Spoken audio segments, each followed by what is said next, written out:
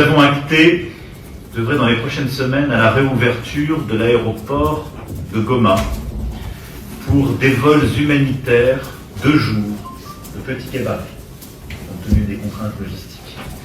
Ces accès sont indispensables, ils seront faits dans le respect de la souveraineté congolaise, afin que les premiers vols humanitaires puissent reprendre sans délai, et ils seront également complétés par des corridors humanitaires et des accès humanitaires, par exemple aussi ceux venant depuis le Burundi.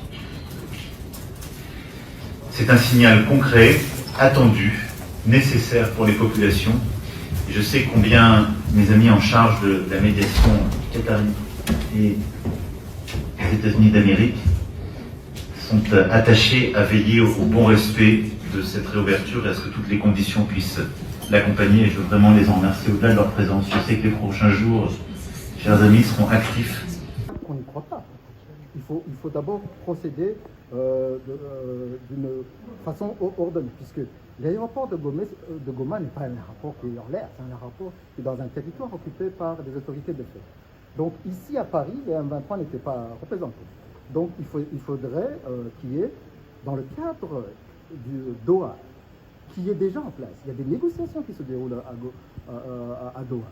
Et donc les partis discutent de cette question, des conditions de réouverture de l'aéroport de Goma, et puis aussi parle de cette question aussi sécuritaire qui rend difficile la réouverture de l'aéroport pour l'instant. Mais de toute façon, les partis peuvent discuter à Doha et décider de l'avoir suivi. Ça, l'aspect sécuritaire, c'est quelque chose qui a manqué.